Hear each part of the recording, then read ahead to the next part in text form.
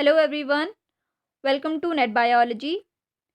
हम बात कर रहे थे मेंडेलियन जेनेटिक्स की और इससे पहले इंट्रोडक्टरी वाले पार्ट में हमने मेंडल और उनके वर्क के बारे में डिस्कस किया था। उनके सक्सेस के रीजन क्या थे और 7 डिफरेंट टाइप की ट्रेड्स क्या ली थी, इस चीज़ के बारे में हमने डिस्कस कर लिया था।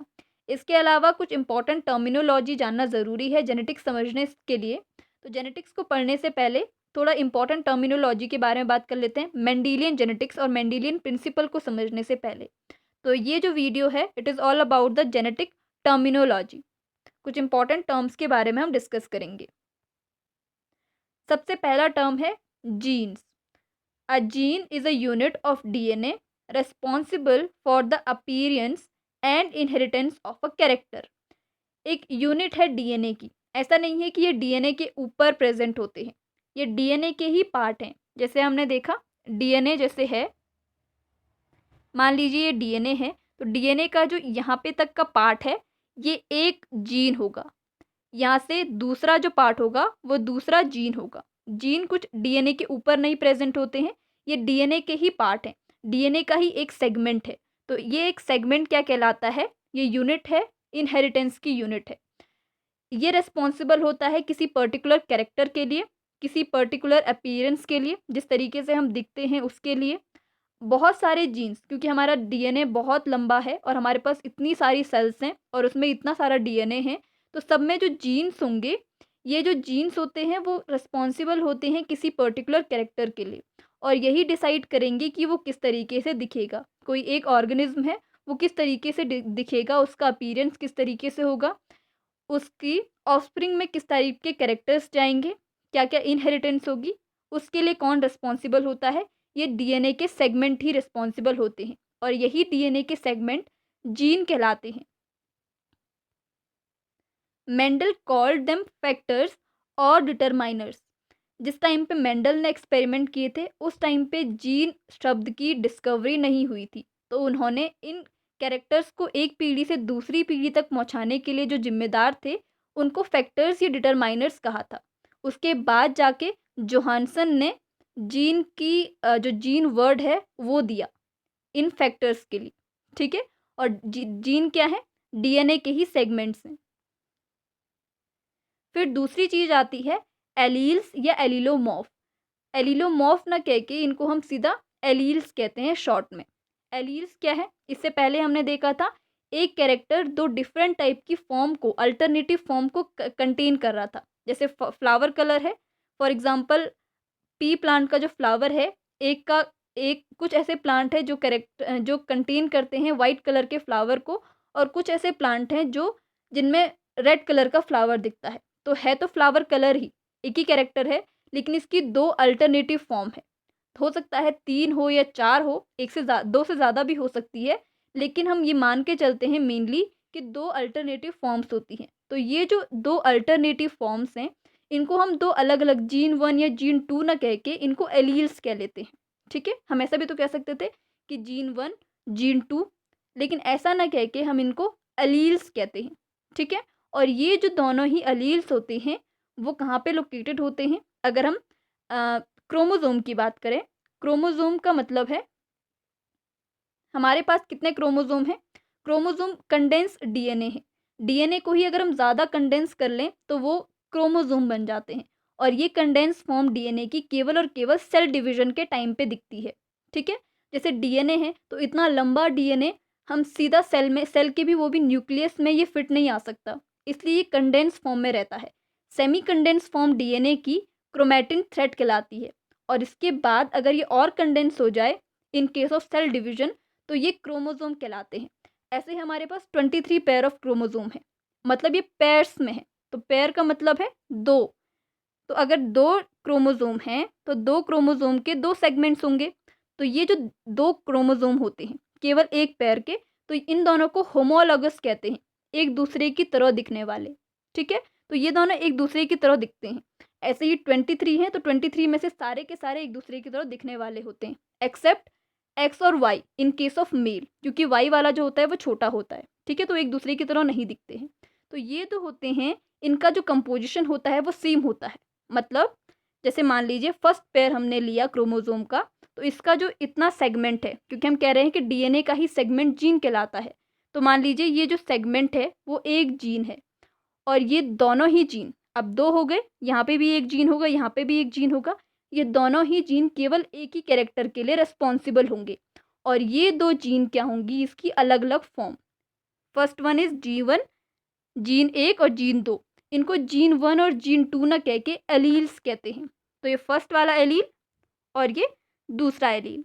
तो ऐसे ही है, मतलब ये दोनों ही, जैसे हम फ्लावर कलर का एग्जांपल ले रहे हैं, तो फ्लावर कलर के लिए दोनों ही जीन, ये वाला जीन भी और ये वाला जीन भी, मतलब जो दोनों ही क्रोमोसोम हैं, इनके इतने सेगमेंट्स रेस्पॉन्सिबल होंगे फ्लावर कलर के लिए ही, एक ही कैरेक्टर के लिए, लेकिन ये दो अल्टरनेटिव फॉर्म को कंटेन करते हैं। या हो सकता है कि दोनों ही रेड कलर के लिए रिस्पॉन्सिबल हो, ऐसा भी तो हो सकता है कि यहाँ पे भी ये जो सेगमेंट है वो भी रेड कलर के लिए रिस्पॉन्सिबल हो, और ये वाला भी सेगमेंट रेड कलर के लिए रिस्पॉन्सिबल हो सकता है। या ऐसा भी हो सकता है कि दोनों ही वाइट कलर के लिए रिस्पॉन्सिबल हो, या हो सकता है कि एक रेड कलर के लिए रिस्पॉन्सिबल हो और दूसरा वाइट कलर के लिए रिस्पॉन्सिबल हो। ठीक है, तो ये दोनों अल्टरनेटिव फॉर्म भी हो सकती है, दोनों सेम भी हो सकते हैं। तो ये दोनों क्या कहलाते हैं, अलील्स या अलीलोमॉर्फ। ये एक ही जगहों पे होते हैं, एक ही कैरेक्टर के लिए रिस्पॉन्सिबल होते हैं, लेकिन दो अल्टरनेटिव फॉर्म भी हो सकती है। ठीक है, एलील्स और allelomorphs are a pair of genes representing the two alternative of the same character.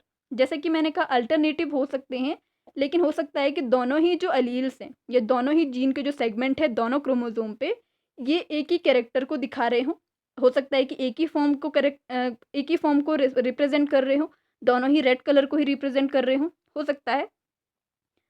They located at the same locus on the two separate chromosome of a homologous pair. Homologous pair की हमने बात की, chromosome के 23 pairs होते हैं, ये pair में है मतलब दो एक साथ, तो ये दो क्या कहलाएंगे, होमोलॉगस, एक दूसरे के सेम, और इनके जितने भी सेगमेंट्स होंगे वो दोनों ही सेगमेंट किसी एक चीज़ के लिए रिस्पॉन्सिबल होंगे। हो सकता है कि ये दोनों ही जो एलील्स हैं वो अलग अलग फॉर्म को भी रिप्रेजेंट कर सकते हैं, एक ही फॉर्म को भी रिप्रेजेंट कर सकते हैं, लेकिन कैरेक्टर सेम होगा पूरी लेंथ में। यहाँ पे केवल एक ही सेगमेंट नहीं होगा, बहुत सारे सेगमेंट होंगे यहाँ पे भी, और दूसरे वाले में भी उतने ही सेगमेंट होंगे, क्योंकि ये एक दूसरे के सेम सेम हैं। ये दोनों ही, अगर हम केवल एक ही कैरेक्टर को लें तो ये दोनों दो अलग अलग टाइप के जीन हो गए ना यहाँ पे, ये वाला सेगमेंट और ये वाला सेगमेंट, लेकिन ये दोनों ही जीन केवल एक कैरेक्टर के लिए रिस्पॉन्सिबल होंगे। फ्लावर कलर की बात कर रहे हैं तो दोनों ही फ्लावर कलर को ही रिप्रेजेंट करेंगे। ऐसा नहीं है कि ये वाला स्टेम लेंथ को रिप्रेजेंट कर रहा है और ये वाला फ्लावर कलर को रिप्रेजेंट कर रहा है, ऐसा नहीं है, दोनों ही फ्लावर कलर को करेंगे। लेकिन फ्लावर कलर में भी अलग अलग फॉर्म हो सकती है, एक वाइट हो सकता है, एक रेड हो सकता है। तो हो सकता है कि ये दोनों रेड और वाइट को कंटेन कर सके, लेकिन कैरेक्टर क्या है, फ्लावर कलर ही है। ऐसे ही दूसरा वाला हो सकता है स्टेम लेंथ के लिए हो, तीसरा वाला हो सकता है फ्लावर शेप के लिए हो, लेकिन कैरेक्टर एक है, कैरेक्टर दोनों ही एक ही को रिप्रेजेंट करेंगे। अल्टरनेटिव फॉर्म हो सकती है, और यही अल्टरनेटिव जो फॉर्म है इनको एलील्स कहते हैं। फर्स्ट जीन या सेकंड जीन ये ना कह के एलील नाम दे दिया। ठीक है, नेक्स्ट है मोनोहाइब्रिड क्रॉस। मोनोहाइब्रिड क्रॉस क्या है, it involves the study of inheritance of only one pair of contrasting character. अगर हम केवल एक पेयर कैरेक्टर की बात कर रहे हैं, मतलब एक कैरेक्टर जिसकी दो अल्टरनेटिव फॉर्म है, उनके बीच में क्रॉस करवा रहे हैं। जैसे हमने मेंडल के एक्सपेरिमेंट में भी देखा, उन्होंने सबसे पहले केवल एक कैरेक्टर की इनहेरिटेंस देखी थी। तो ये जो क्रॉस है, क्रॉस का मतलब यहाँ पे क्रॉस पॉलिनेशन से है। जैसे हम एग्जाम्पल में फ्लावर के बारे में बात कर रहे हैं, फ्लावर कलर की, एक होते हैं रेड कलर के फ्लावर और एक होता है वाइट कलर के flower in case of Pisum sativum. तो अगर हम इन दोनों की बात कर रहे हैं, फ्लावर कलर एक कैरेक्टर है और इसके दो अल्टरनेटिव फॉर्म है, वाइट कलर के फ्लावर और रेड कलर के फ्लावर। तो इनमें से अगर हम इन दोनों के बीच में क्रॉस करवा रहे हैं तो हम केवल एक कैरेक्टर को ले रहे हैं, फ्लावर कलर को। अगर हम इसमें से ज़्यादा कैरेक्टर को लें तो वो मोनोहाइब्रिड क्रॉस नहीं कहलाएगा। केवल एक कैरेक्टर को लेके हम स्टडी कर रहे हैं नेक्स्ट जनरेशन में कि किस तरीके के फ्लावर कलर आएंगे, केवल वही दिमाग में रख के, फ्लावर कलर को ही दिमाग में रख के, तो वो क्रॉस कहलाएगा मोनोहाइब्रिड क्रॉस। मोनो का मतलब एक से है, एक कैरेक्टर, केवल एक कैरेक्टर की inheritance. For example, inheritance of tall and dwarf characters. Tall and dwarf characters यहाँ पे स्टेम हाइट या स्टेम लेंथ से रिलेटेड है। एक कैरेक्टर है स्टेम लेंथ। स्टेम लेंथ या तो ज़्यादा लंबी होगी या तो छोटी होगी, या तो टॉल होगी या तो डॉफ होगी। तो ये दो अल्टरनेटिव फॉर्म्स हैं, इनके बीच में अगर हम क्रॉस करवाएं तो ये मोनो हाइब्रिड क्रॉस कहलाएगा। ऐसे ही हमने एग्जाम्पल फ्लावर कलर का भी देखा। ठीक है। दूसरा है डाई हाइब्रिड क्रॉस। सिंपल है, मोनो का मतलब होता है वन, डाई का मतलब है टू।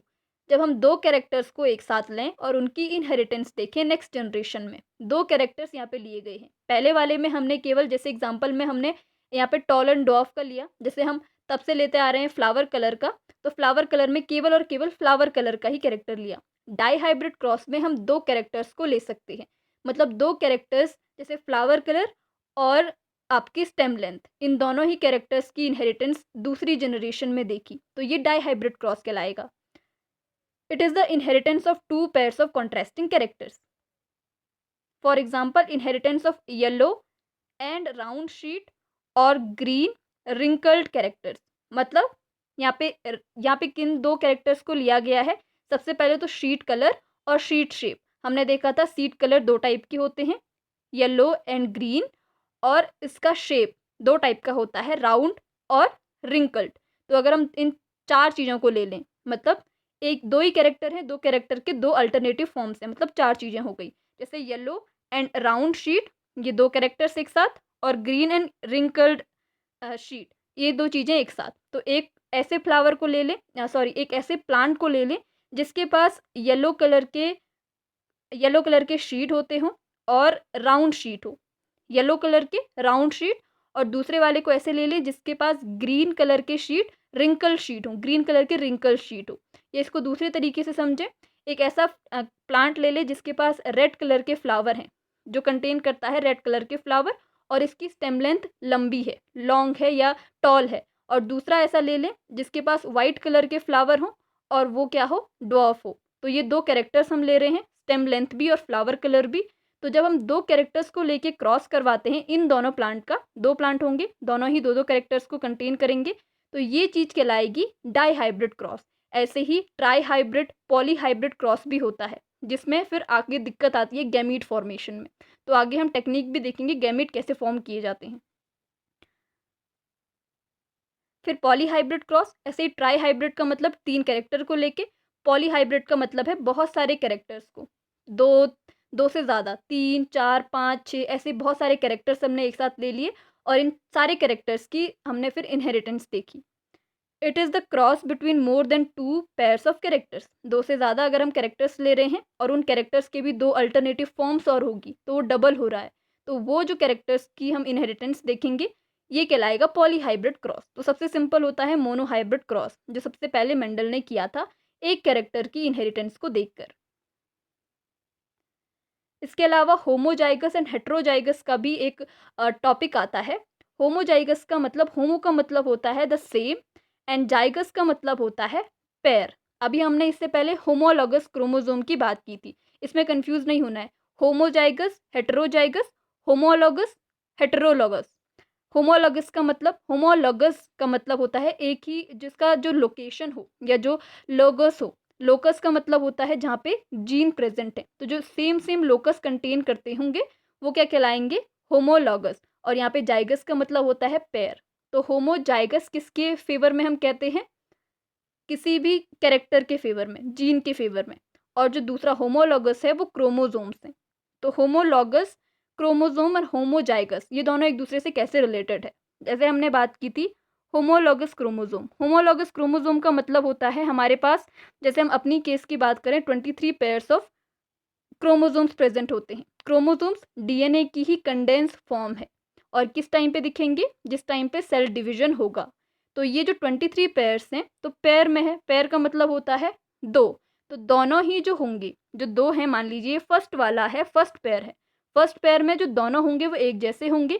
इनके जितने भी जीन सेगमेंट्स हैं, सॉरी डीएनए सेगमेंट है, डीएनए सेगमेंट क्या है, जीन्स। तो ये जितने भी जीन्स होंगे ये सेम सेम कैरेक्टर को शो करेंगे। जो यहाँ पे का सेगमेंट होगा, दोनों ही जगहों पे वो केवल एक ही कैरेक्टर की बारे में बताएगा। तो ये दो हैं, इसलिए यहाँ पे दो एलील्स होंगे या दो जीन्स होंगे, दो जीन की फॉर्म। इसलिए हम सारी फॉर्म्स के बारे में बात कर रहे हैं कि दो टाइप की फॉर्म मिलती है, ग्रीन ग्रीन कलर या yellow colour, red colour, white colour, ये सारी चीज़ें। तो हम 2 फॉर्म्स के बारे में बात कर रहे हैं। इन्हीं की वजह से ये 2 फॉर्म्स होती है। और जैसा मैंने कहा कि हो सकता है कि ये दोनों ही एक ही टाइप को कंटेन कर रहे हों, हो सकता है दोनों ही रेड कलर को ही रिस्पॉन्सिबल हो, या दोनों ही वाइट कलर के लिए ही रिस्पॉन्सिबल हो, या हो सकता है कि दोनों अलग-अलग के लिए रिस्पॉन्सिबल हो, ठीक है? तो अगर ये दोनों ही किसी एक चीज़ के लिए रिस्पॉन्सिबल हैं, मतलब ये वाला भी और ये वाला जीन भी, दोनों ही एलील्स केवल रेड कलर के लिए ही रिस्पॉन्सिबल हैं, तो ये कंडीशन कहलाएगी होमोजाइगस कंडीशन। मतलब दोनों ही पेयर एक कैरेक्टर को तो ये बता रहे हैं, लेकिन वो कैरेक्टर में भी ये दोनों ही फॉर्म सेम है, मतलब रेड ही है, दोनों प्योर हैं। यहाँ पे भी ये भी रेड को बता रहा है, ये भी रेड को बता रहा है, फिर तो कोई हाइब्रिड बनने के कोई चांसेस ही नहीं है, दोनों ही एक ही चीज़ को दिखा रहे हैं। दूसरा हो सकता है कि दोनों ही वाइट के लिए हो, ऐसा भी तो हो सकता है कि दोनों ही वाइट कलर के फ्लावर के लिए रिस्पॉन्सिबल हो, तो वो कंडीशन भी होमोजाइगस कहलाएगी। होमो का मतलब होता है सेम, जब दोनों ही लोकस पे जो जीन हैं, दोनों ही जो एलील हैं, वो केवल एक ही कैरेक्टर को, एक ही कैरेक्टर की फॉर्म को बता रहे हैं। कैरेक्टर तो एक ही को बताते हैं, लेकिन इसकी फॉर्म भी अब सेम है। दोनों ही रेड कलर को, या हो सकता है दोनों ही वाइट कलर को शो कर रहे हैं, तो उस कंडीशन में ये होमोजाइगस कहलाएंगे। Two identical alleles for a particular character are called pure और homozygous for that character। मतलब वो दोनों क्या हैं, आइडेंटिकल हैं, एक ही चीज़ को शो कर रहे हैं, दोनों आइडेंटिकल हैं। अगर वो आइडेंटिकल हैं उस कंडीशन में ये प्योर कहलाएंगे, और इन्हें होमोजाइगस कहते हैं। होमोजाइगस कंडीशन, जैसे टॉल हैं तो दोनों ही टॉल ही हैं, दोनों ही एलील्स टॉल को ही शो कर रहे हैं। या दोनों डॉर्फ हैं तो दोनों ही आइडेंटिकल हैं, दोनों केवल डॉर्फ के लिए ही रेस्पॉन्सिबल है, तो उस कंडीशन में जो हाइब्रिड आएगी वो प्योर होगी। For example tall plant with T और dwarf plants with small t are homozygous. यहाँ पे जो होमोलॉगस पेयर्स हैं क्रोमोजोम के, यहाँ पे ये भी टी है, ये जो जीन है वो कैरेक्टर जो शो कर रहा है वो टॉल कैरेक्टर शो कर रहा है, और ये वाला भी टॉल कैरेक्टर शो कर रहा है, तो ये दोनों क्या है, होमोजाइगस।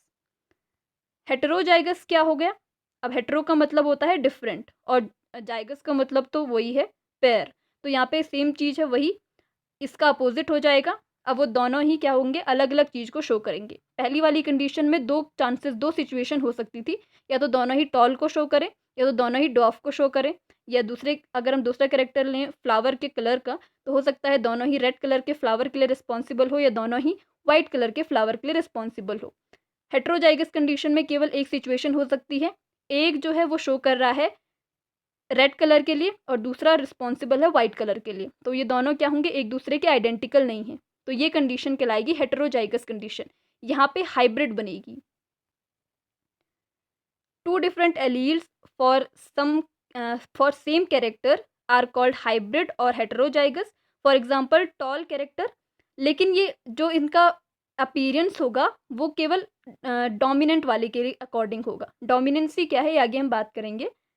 जैसे टॉल कैरेक्टर है, दिखा रहा है ये क्या है, अपीयरेंस में ये टॉल है, लेकिन इसके जो एलील्स हैं उनमें से एक कैपिटल टी है और एक स्मॉल टी है, तो इसका जो कैरेक्टर है, इसका जो शोइंग कैपेसिटी है वो डिप्रेस हो गई है, या हम कह सकते हैं सप्रेस हो गई है बाय द टॉल कैरेक्टर।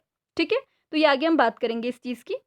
इसी की तरीके से देख लेते हैं, दो होमोलॉगस क्रोमोजोम है, यहाँ पे का जो जीन है इस पोजीशन में, इस लोकस पे जो जीन है वो दोनों ही रिस्पॉन्सिबल है हाइट के लिए, स्टेम हाइट के लिए। एक शो कर रहा है टॉल कैरेक्टर और दूसरा शो कर रहा है डॉफ कैरेक्टर, तो दोनों ही अलग अलग टाइप के हुए। स्मॉल टी से इसे डिनोट करते हैं, कैपिटल डी से इसको या स्मॉल डी से इसको डिनोट नहीं कर सकते। ठीक है, स्मॉल वाले को जो डॉफ है या जो रेसेसिव कैरेक्टर है उसे स्मॉल टी से या स्मॉल आर से, अगर जो भी हमारे पास डोमिनेंट कैरेक्टर है उस तरीके से उसको दिखाया जाता है, ऐसे करके शो किया जाता है। तो स्मॉल टी डिनोट कर रहा है डॉफनेस को, तो दोनों ही अलग अलग हैं, दोनों एलील्स दो अलग अलग फॉर्म्स को कंटेन कर रहे हैं, आइडेंटिकल नहीं है दोनों। ये कंडीशन हेटेरोजाइगस या हाइब्रिड कहलाती है, और पहली वाली प्योर। फिर है डोमिनेंट एलील। अभी हमने डोमिनेंट और रेसेसिव की बात की। डोमिनेंट कौन सा होगा, वो एलील, एलील का मतलब समझ रहे हैं, एलील क्या है, जीन ही है। एलील और जीन में ये डिफरेंट नहीं होता है कि एलील अलग है जीन अलग है, जीन की ही फॉर्म है, दोनों ही जीन्स हैं। हम इनको जीन 1 या जीन 2 ना बोल के, क्योंकि कन्फ्यूजन क्रिएट हो सकती है जीन 1 जीन 2 बोल के, इसलिए इनको एलील्स कह लेते हैं। ठीक है, तो एलील जीन ही है। द जीन और allele which able to express itself in F1 generation is known as dominant allele. जैसे अभी हमने हेट्रोजाइगस वाली कंडीशन में देखा, कैपिटल टी और स्मॉल टी दोनों टाइप के एलील्स थे, लेकिन उसके बावजूद भी इसका अपीयरेंस टॉल ही था। तो केवल जो टॉल वाला कैरेक्टर है वो अपने आप को दिखाने के लिए, अपने आप को शो करने के लिए कैपेबल है। दूसरे वाले की जो एक्टिविटी है, दूसरे वाले का जो अपीयरेंस है, वो उसको सप्रेस कर दे रहा है। तो ये वाला क्या कहलाएगा? डोमिनेंट कहलाएगा, क्योंकि वो दूसरे पे डोमिनेंट है, वो उसको सप्रेस कर सकता है। तो वो एलील जो अपने आप को शो कर पाए हेट्रोजाइगस कंडीशन में, अगर हाइब्रिड है और एक जीन अपने आप को शो कर पा रहा है अच्छे तरीके से और दूसरा वाला अपना अपीयरेंस नहीं दे पा रहा है, तो कौन सा डोमिनेंट कहलाएगा? जो उसको सप्रेस कर पा रहा है, यानी कि ये टी वाला, कैपिटल टी क्या है यहाँ पे, या जो टॉलनेस का कैरेक्टर है वो डोमिनेंट है ओवर डॉफनेस के कैरेक्टर पे। तो डोमिनेंट एलील कौन सा? जो अपने आप को शो कर पाए। और रेसेसिव एलील कौन सा? जो सप्रेस हो जाए, जो डर जाए दूसरे वाले से।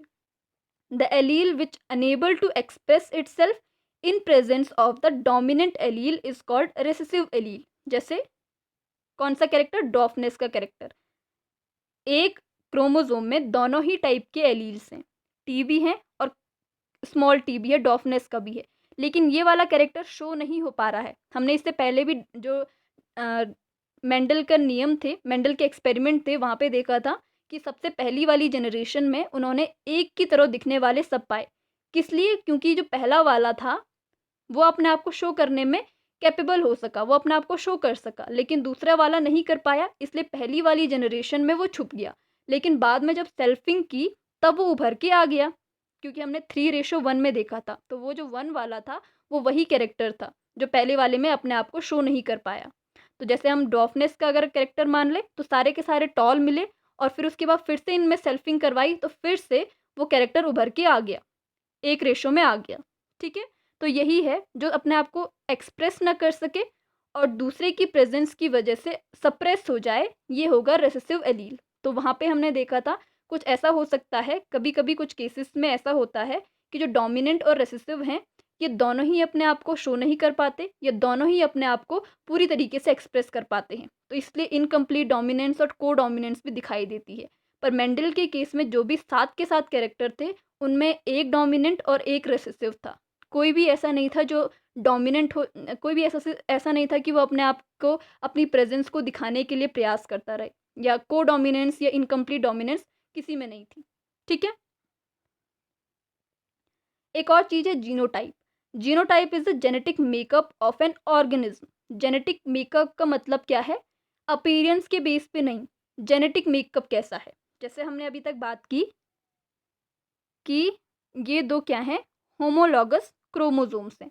होमोलॉगस क्रोमोसोम में एक सेगमेंट रिस्पॉन्सिबल होता है, दोनों में ही, दोनों को ही अगर मिला के देखें तो वो रिस्पॉन्सिबल है किसी एक कैरेक्टर की इनहेरिटेंस के लिए। तो एक को अगर हम टॉल और एक को अगर हम डॉफ मान लें तो ये इसका जेनेटिक मेकअप है, मतलब वो जेनेटिकली डिफरेंट है, हाइब्रिड है। लेकिन अगर हम फिनोटाइप की बात करें, it is the outer appearance of an individual. Outer appearance कैसा है? जैसे अभी हमने देखा टी और टी, इस टाइप का जीनोटाइप होने के बावजूद भी वो जो कैरेक्टर था वो टॉल कहला रहा था। फर्स्ट जो जनरेशन आई उसमें सारे के सारे टॉल थे, सारे के सारे किसी एक पेरेंट की तरह दिख रहे थे, जबकि उनका जेनेटिक मेकअप कुछ इस तरीके का भी था, तभी भी वो 3:1 में आ रहा था। उसके बाद भी और उससे पहले भी ये सारे के सारे किसी एक की तरह दिख रहे थे, कैपिटल टी और स्मॉल टी होने की वजह से। और ऐसा क्यों हुआ? क्योंकि ये अपने आप को शो नहीं कर पाया। डॉफनेस वाला जो कैरेक्टर है, डॉफ वाला जो कैरेक्टर है वो अपने आप को शो नहीं कर पाया। इस कंडीशन में केवल टॉलनेस का ही कैरेक्टर दिखा और हमको आउटर अपीयरेंस से अगर हम देखें तो हमको ऐसा लगेगा कि सारे के सारे टॉल हैं, लेकिन इनमें डॉफनेस का कैरेक्टर भी छुपा हुआ है। अगर हम इनका जीनोटाइप देखें तो जीनोटाइप जेनेटिक मेकअप है, जिसकी वजह से हम देख पाते हैं कि इनमें दोनों टाइप के जो एलील्स हैं वो डिफरेंट हैं। लेकिन हम बाहर से अपीयरेंस से नहीं देख सकते कि इनमें जो ये दिख रहे हैं वो एक्चुअल में ऐसा है या नहीं, इसका जेनेटिक मेकअप भी ऐसा है या नहीं। दोनों हेटेरोजाइगस हैं या होमोजाइगस हैं, ये हम बाहर देख के नहीं बता सकते। तो फिनोटाइप क्या है? आउटर अपीयरेंस, जैसा हमको दिख रहा है कोई प्लांट या कोई एनिमल, जैसा हमको दिख रहा है वो आउटर अपीयरेंस है उसका। और जेनेटिक मेकअप, जब हम जेनेटिक के बेस पे देखें तो वहाँ पे हो सकता है कि वो हेटेरोजाइगस हो, लेकिन केवल एक कैरेक्टर डोमिनेंट होने की वजह से वही कैरेक्टर परिलक्षित हो रहा हो। तो एक हो गया जीनोटाइप और एक हो गया फिनोटाइप, और दोनों टाइप के रेशोज आते हैं आगे, genotypic ratio and phenotypic ratio. Genotype कैसा है उसके बेस पे जो रेशो होगा वो जीनोटिपिक रेशो, और जो आउटर अपीयरेंस है वो कैसा है उसके बेस पे जो रेशो होगा वो क्या होगा? Phenotypic ratio. ठीक है, तो ये कुछ इंपॉर्टेंट टर्म्स थे रिलेटेड टू जेनेटिक्स।